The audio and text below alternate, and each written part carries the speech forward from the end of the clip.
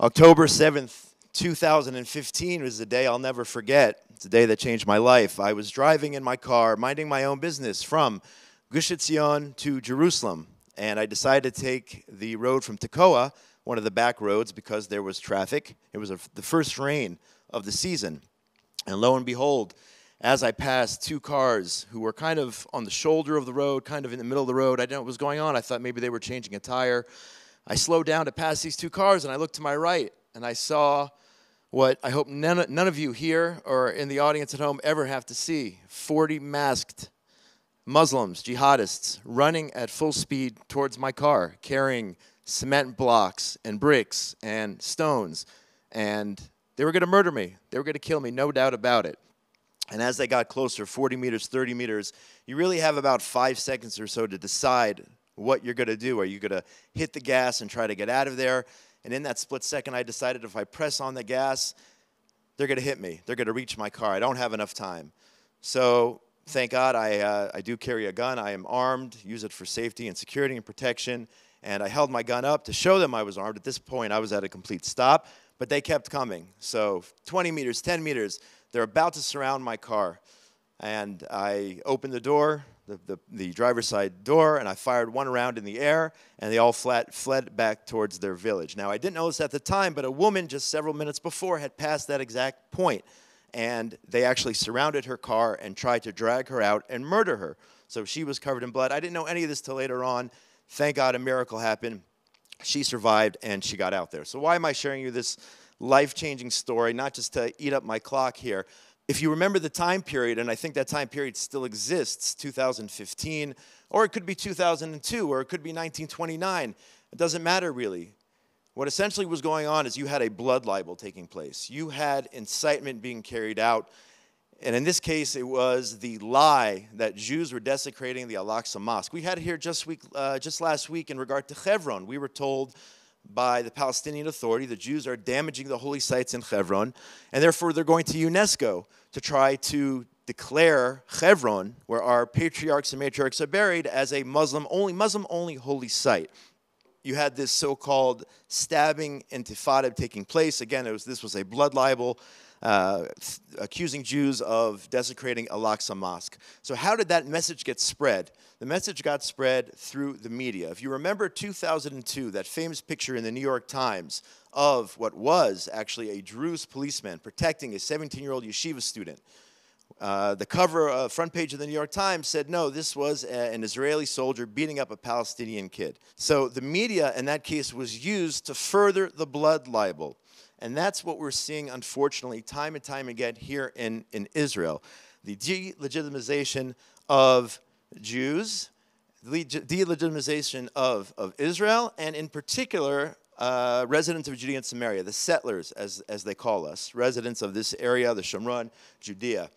We hear these terms being thrown around all the time: the settlers, occupation, and really, again, this is just a way, and we see this, all over the place, of trying to equate peace-loving residents of certain areas in Israel to Hamas. I've seen this before. Or recently I saw the comparison being made of the national religious camp here in Israel to Hezbollah. Like we are on the same level, those terrorists who seek our destruction. So we have this phenomenon. It's been going on for 50 years, and nothing really has changed in terms of the hate spewed against us. There have been some initiatives, which I've seen in recent years, that have come out in order to combat this. I can speak of one in particular. I remember when I was the official spokesperson for the communities of Judea and Samaria, the Yesha Council. I was their English Dover spokesperson.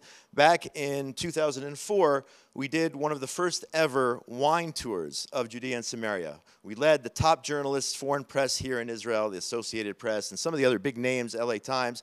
And the first thing we did at 10 o'clock in the morning is we took them to a winery. And after they had a few glasses of wine and were happy, strolling through the hilltops of Judea and Samaria, I kid you not, the coverage actually was decent. When the articles came out the next day and in the week afterwards describing the experience, the coverage was, I would say, fair and balanced, not to take from Fox News. But it was fair. At least they got our side of the story about what regular life is in Judea and Samaria, how a man in Ophrah in the Tanya winery is just trying to get by and make a living and grow grapes and produce this beautiful wine. So there have been some improvements. My main message here for you today is, regardless of what the press says, and I'm talking about mainly, the foreign press, that's my experience is working with the foreign press. In order to create change, it has to start at home. It has to start here at home. And I'm talking about top down. I'm talking about from our government officials, from our leadership. They have to say once and for all, in order to create this change, and I believe this, they have to say unapologetically, Judea and Samaria are part of the land of Israel. This is ours. First and foremost, they have to say that. And until that happens, we're really going to continue down this downward spiral of delegitimization against the settler people, the people of Judea and Samaria. The press here locally, unfortunately, there's a long way to go in a lot of camps. Where does the foreign press get their information? They did a survey, I believe, recently, and I think it's like 98% or 100% of the foreign press gets their news from one source in particular. I'm not here to call anybody out, but they get their news from them. The same organization that describes me as a resident of Judea and Samaria as being Hamas or being Hezbollah, or admitting after the pullout, the eviction of 10,000 Jews and their bodies, those who were buried in Gush Katif, admitting this wasn't done for security, admitting from some of the columnists, admitted this was done to get back at the settlers. So unfortunately, that's where the foreign press is getting their information. When you have an English-speaking blogger, again, not calling anybody out, who says BDS against residents of Judea and Samaria is valid. BDS against Israel is not so good. Against Judea and Samaria, that's kosher.